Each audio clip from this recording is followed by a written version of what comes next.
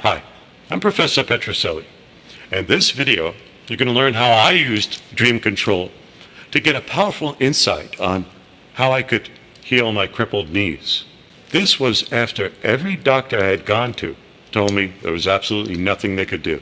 At 20 years old, my knee were so bad you could hear them click from the simple act of walking. When I attempted to climb the stairs of my fifth-floor New York City apartment, tenement apartment, I had to physically pull myself up those stairs by the hand, up the handrail, because my legs would give out underneath. Now, in my head, all I'd think was, I'm going to end up being a cripple for the rest of my life. My next step has got to be a wheelchair. Now, how did my knees get that bad? In high school, I was drafted onto the track team after one of those special athletic days at a LaSalle Academy. Now, did I like track?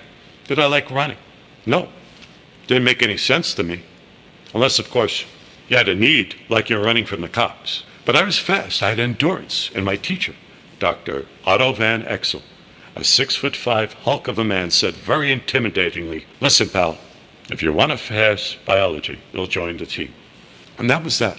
I'd have to run several miles daily after school with two other teammates. We'd go along a stretch of New York City's East River, and we'd take the long subway ride up to Van Cortlandt Park in the Bronx. During my high school year, I was pretty much injury-free. But when I left that high school, just out of habit, I continued to run. Now, this was before the running craze would fixate America, and running would become a national pastime. I'd get up 5 a.m. every morning, put on my running shoes, head a few blocks north of Washington Square Park. Now, Washington Square Park back then wasn't the beautiful tree-lined, manicured and sculptured park it is today. The park was grimy and old, and I think the urine-colored water that came out of the fountain was radioactive. I wouldn't run in the park. I'd run on the sidewalk, which circumnavigated the perimeter of the park. The sidewalks were an obstacle course within themselves. They were uneven, and they had giant crevices, craters, that you could disappear into. Repairs took the city months, maybe even years, to get around to. Running around the park was dangerous in more ways than one. And in the dusk of early morning, fat rats the size of obese cats would run from the park, across the sidewalk, and out to the street, looking to find maybe a rancid piece of pizza crust to chew on. Sometimes they'd catch my feet as they ran by. I'd get startled, and I'd sometimes sidestep into one of those craters, and my foot would get twisted, I'd lose my balance, and come crashing down into the sidewalk. Running around the park back then was like running through a minefield. I was lucky for a while. Almost overnight, running became cool in America. Jim Fick, the noted author, had written a book, and it became the new health craze. Everybody was running. Everybody was looking to make a buck off running back then. Now, back then, running shoes were like your grandmother's slip-ons with cleats on them. But you had to be cool because the marketers told you so. So I gave up my precious, comfortable Reebok sneakers for a pair of expensive Adidas runners. Now, I don't know if it had anything to do with those new running shoes, but in the next few weeks, my legs were beginning to hurt, and my knee. Finally, the pain got so bad I couldn't run. Could barely walk. Even lifting myself out of a chair took an enormous effort, and I always needed something to grab on.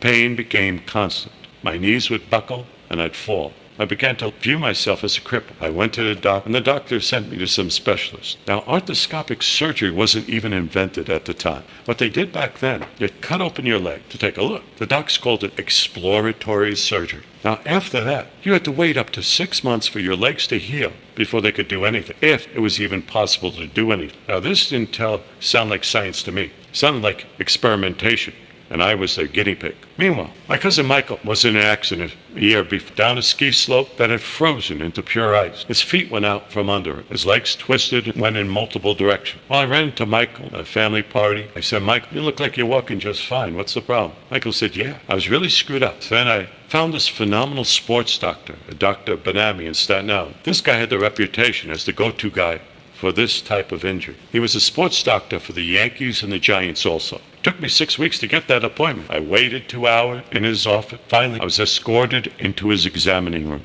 The doc comes out. I'm really shocked at this point because he looks like a young Warren Beatty. So I joked, "Doc, are you a real doc?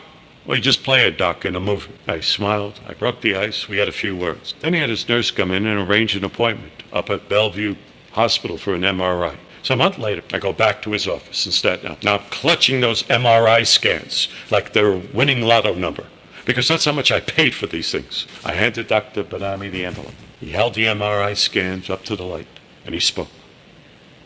"John, Here's the story. If you were a big-time athlete making several $1 million a year, I might scrape that cartilage, and most likely you'd be able to play for another 2 years. But at that point, since it's raw bone against raw bone, at the least, you'd end up with crippling arthritis. The doc knew I had no money for an operation of that magnitude. I had no resources, and he definitely knew the Yankees weren't going to draft. That's all he could offer me. So now I'm out of options. Every moment I'm thinking about it. Now, once night, I'm reaching for a book on my shelf, and the Silva manual fell from the shelf.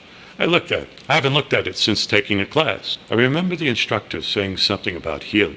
He talked about dream control. He talked about getting answers from the universe. He talked about where there was a great Greek restaurant about 2 blocks away. So I sat on my bed. I remember the instructor telling me about a way to get answers that you can't find anyplace else. As I read, this one technique simplistic enough. I tell myself, tonight I will have a dream, and I'll remember that dream. It's a dream that will give me the solutions to the problem I have at hand. For me, that step was, what is my next step? When I woke up the next morning, the only thing I could remember that I wrote down was of this gym bench, which I'd seen in local gyms but never used. It's that one where you lie on your stomach, you put your legs, your ankles behind the cushion, and it's almost like a bicep curl.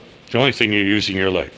But I was also thinking at the same time, here I am, looking for an answer, and I'm dreaming a gym bench. But then, when I woke up on subsequent mornings, that same dream would occur over and over again. It's like my brain was on some sort of demented autopilot. I'd wake up, there's an image of a gym bench. And I thought, why can't I dream of women like normal guys? So a week later, here I am at the gym, still doing some upper body work, not dead yet. And I look over, there's the bench that I keep seeing in my dreams. I went off, straddled this, sat on it. I was thinking, the heck, I don't have anything to lose at this point. I'm going to try it out. So I put on a moderate weight, which was about 30 pounds. And I did maybe 8 reps, not much. Didn't think too much about it at the time. But in the next 2 weeks, every time I went to that gym, I repeated that little exercise. One day, 3 weeks later, I'm coming home. Neighbor in my hallway stops me. Hey, John, you're looking good. How come I didn't hear your knees cracking coming up the stairs? Now, I hadn't thought about my legs in a few days. I moved my leg, it wasn't clicking. Then I went up a flight of stairs, and I didn't have grasp onto the hand railing.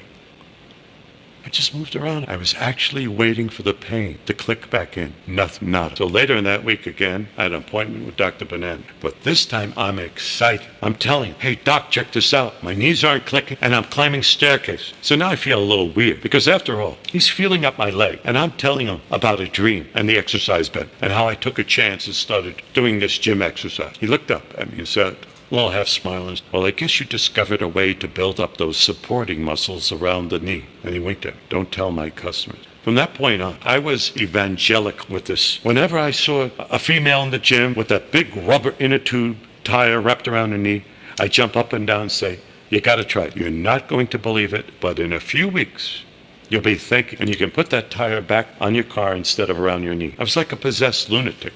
I told literally hundreds of people over the years, same story, and they have had the same miraculous results after following that dream. They built up their leg muscle, and who can't appreciate being able to walk again? Now, who knows if all the coincidences were coincidences? The Silva manual falling off the shelf, the same dream over and over again of that exercise bench, my willingness to trust that dream, because if I didn't, I surely might be in a wheelchair today. As a hypnotherapist with many years' experience, I've discovered dreams have a purpose. Most clients come in because in a dream, they're having the same repetitive night, a handful of thoughts in an endless loop, like a gerbil chasing his tail, going nowhere, and it plays over and over, relentless during waking consciousness. One of the results of a good hypnotherapy session is clients report they can break that cycle, that not only do they hear the silence, but they think different. In our dreams, we can access memories we forgot, we can use them, or we can create dreams that become the blueprint of our life. When I first did a very limited form of hypnotherapy, as hypnotherapy hadn't evolved to the powerful level that we practice today, the session also accelerated what I could do with the Silva technique, where I could now put that knowledge into action. Now, ask yourself, are you looking to move to the next stage of mind development where you have that edge? You might think about giving me a call and speak of those possibilities that are there for you. It's John Petrucelli, Professor John Petrucelli. The techniques are there. If you're watching this video, most likely you're a graduate. Put them into practice. You'll never regret it.